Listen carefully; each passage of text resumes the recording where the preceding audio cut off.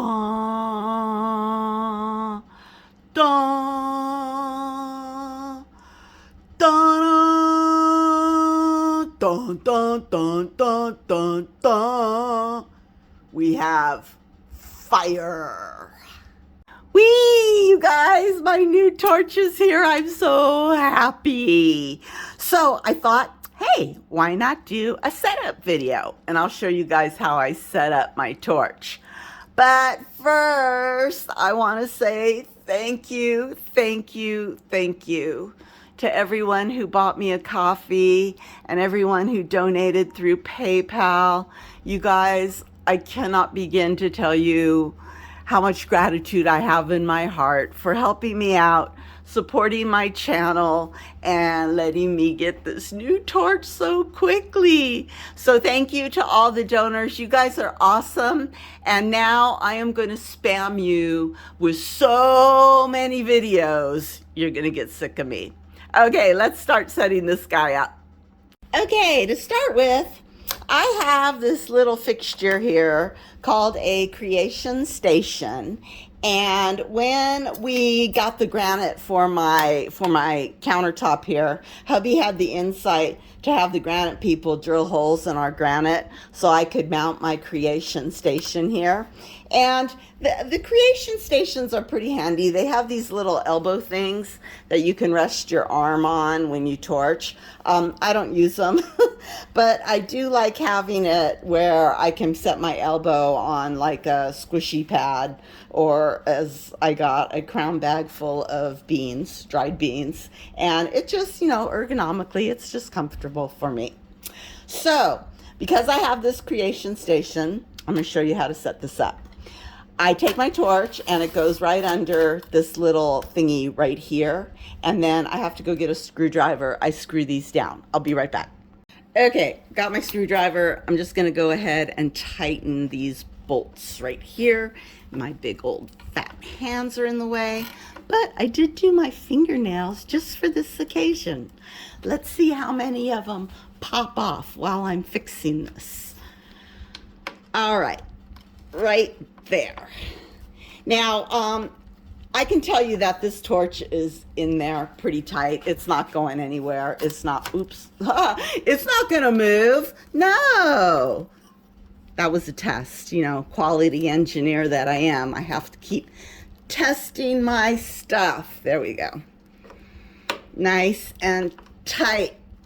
Now it's not going to move. And if you wanted for added protection, you can go ahead and put some screws in here. But since I've only got like the width of this wood and then it hits granite, I don't see the point because the screws aren't going to go through the granite. So, so that's how I attach my torch to my creation station. Now, the next thing I do is hoses. And you will see, you'll get hoses like this, little welding hoses, gas hoses.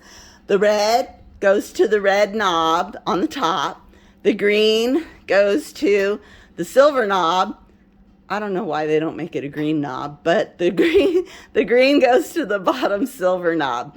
And I do have these little hose clamps on the end, so I make sure that those hoses are really, really attached. I don't do like just the hose.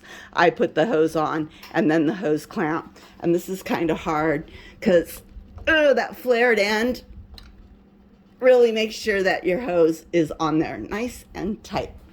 And then I put the hose clamp on and I tighten it down nice and tight. I think with hose clamps, you don't want them too tight because you don't want to rip the hose, but just hand tighten them. You don't have to use like your super muscles or anything. All right, and there goes the propane one.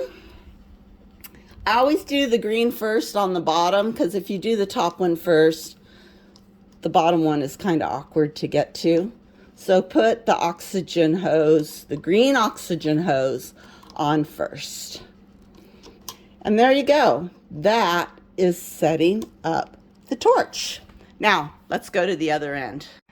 Okay, I'm not going to take this apart and put it back together, you guys. I'm just going to talk about it because it's a pain in the butt to read you all this stuff. Anyways, I do want to talk to you, though, about your propane. And I use an oxygen concentrator, so we'll get to that in a minute. So propane, when you order your stuff from your manufacturer, I really recommend like getting one of their starter kits. And usually with the starter kit, you will get your torch, and then you'll get 2 regulators, and you'll get your hoses. So this is the propane regulator, and the way you can tell that it's propane is that this little nut has notches in it. The oxygen regulators for oxygen tanks, they do not have notches in their nut here. So I just learned this, and I was like, oh, that's really cool. That's a good idea. Also, when you attach your regulator to your propane, if you remember, I don't know, we were all taught righty-tighty, lefty-loosey. Well, with propane regulators, it's the opposite. So instead of turning the nut to the right to tighten it, you turn it to the left. So it's the opposite of righty-tighty, lefty-loosey, and that's only for your propane regulator. So keep that in mind. If you get a regulator and you're trying to attach it by turning the nut right, you won't be able to attach it. You have to turn it to the left. And I'm going to give you guys a link. Someone who is a lot better than me at explaining this, from Rio Grande, explained this awesome. So I'll give you guys a link to another artist who did this type of setup, a jewelry artist. So you'll have that to view as well. Okay. The next thing I want to talk about, and I don't see people talking about these enough, this is a flashback arrestor. And for me, this is just as important as having a fire extinguisher in your studio. You need to have your tanks attached to a flashback arrestor. And this is a red one. It's for gas, for propane. And what happens is, I don't quite know what causes flashback, and I have never, in the 18, 20 years I've been doing this, I've never heard of anyone having flashback in a Lampwork torch.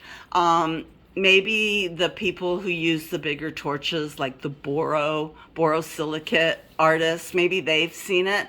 I've never seen it. I've never heard about it. But that doesn't mean that we don't address it. We have to take care of ourselves, take care of our studios, our houses, our family. So these are really important. And what a flashback is basically, it's a fire that runs backward. It runs backward through your torch and into your tank. And so when fire gets in a propane tank, not a good thing. Very, very bad. So this flashback arrestor is what prevents the fire from going back into your tank, and it just protects all of us. So make sure you get one of these. They're very easy to hook up. You just screw them on to the end of your hose, screw them to your regulator, and you are ready to go. Now, I recommend go to ABR Imagery for their starter kits. They have flashback arrestors that attach to the regulator to the tank. They also have flashback arrestors that will attach up on your torch. And I'm really thinking of switching over to the torch arrestors because I figure if the fire starts in the tip of my torch, let me go up here. Oh, let me stand up. Oh my God, I'm old. Standing up is hard. Okay, so if you have a fire and it starts here at your tip and travels backwards, I want to nip it in the bud right away. So I would want my flashback arrestor here rather than having it travel all the way down my torches and not stopping it until it gets here. Now, I did watch one welding video from a welder, And he actually put flashback arrestors at both his welding torch, at the torch head, and then he put one down here at the tank. So he really had a good redundant system. I don't know. Maybe I'll do that. Anyway, at least have one, you guys. Flashback arrestors are so important. And take care of yourselves out there. Okay, this is my little oxygen concentrator. DeVilbiss concentrator. It's a 5 liter per minute concentrator, and not much to say about it. It's just a little oxygen generator. I had tanks for years and years and years. I would haul tanks to my studio. And then I got old and hauling tanks was hard. So I had tanks delivered. And then I was always running out of oxygen when I needed it the most. And I was like, this blows. I'm getting a concentrator. And so that's when I switched over to concentrators.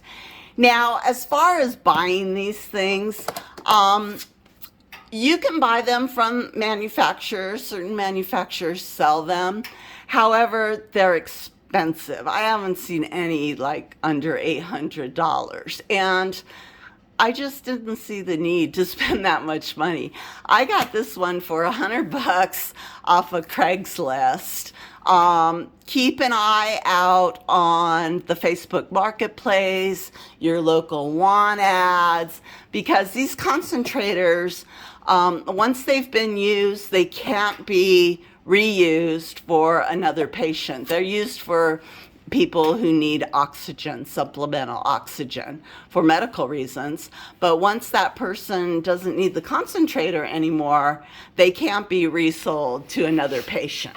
So there's always people trying to get rid of them. I saw one online the other night for $150, which is really, really good. Okay, let me open this up. I don't want to bust my fingernails. I'll be right back. Okay, when you open up the back of your concentrator, somewhere in there, they'll have this little meter that shows how many hours that it's been used. So mine has been used for 28,000 hours, which I think is pretty low. I don't know what the spec is on these, like how many hours they're rated for. But God, anything under 50,000 is really good. And I think I don't know what it was when I bought it. Sometimes the concentrator will have a little sticker on it. Let me see if I can find the sticker for you guys. There it is. So when I bought it, it had 27,317 hours on it. And I bought this thing like 6 years ago, and I'm up to 28. So I've used about 1,000 hours, which in 6 years, that doesn't seem like a lot to me. I feel like I've been working a lot harder than just 1,000 hours. Anyways, pay attention to how many hours are on your concentrators. If you're getting them from a private party who had a patient using them, they're usually pretty low. And that's really good. Like I said, I've had this one for 6 years, never had any problems with it. And I think for the size beads that I make, the 5 liter per minute is really, it's good. It works for me. I love it. Now, you do have to replace every now and then, replace these little filters. And I found replacement filters on Amazon. You can get them very easily. Just put in the manufacturer and the model number to Amazon, say replacement filters, and you can get that little filter. Also, it has a filter right there, a cartridge. Same thing. Look on Amazon or even look on the manufacturer's website, and you can get these little replacement cartridges, air filters. It just pops out, and you buy them just like this, little square jobber, and you just pop it in. And that's kind of all that you have to do with the oxygen concentrators. I love them. I will never go back to tanks. They're too heavy. Okay, so now I got my torch mounted, I got my hoses hooked up, checked my flashback arrestors, everything's good. So now I start my torch. And The very, very first time that you start it, you'll have a lot of sparking and stuff just because the torch is cleaning itself out. So you'll get like a lot of little sparkler kind of twinkly little stars coming out of the head of that torch. That's okay, just let it run. That's just dust burning off and stuff that's inside the torch, no big deal. So then I start my torch and I turn it on to the flame that I want to work with. So there's my flame right there. And then I come down and I adjust my propane. And for the propane, I run between 7 and 10 psi on propane. And all you do is you just turn this little knob right here till the propane is set at where you want it. And maybe that's a little high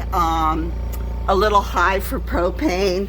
That's okay. I like to adjust my propane at the knobs up here.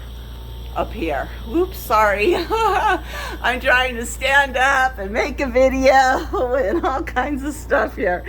So I set my propane between 7 and 10 psi, and then I just control the levels with my knobs here. On my oxygen concentrator, I have it maxed out at the 5 liters per minute. And again, I control everything through the knobs and not so much through the regulators. Okay, guys. Okay, I think that's it. I think I explained it. Like I said, I will go ahead and give you some links so you can see other people in other disciplines, how they set up their torches. Hope this was helpful, everyone. I'll be back soon with another video. Have a great day. Bye.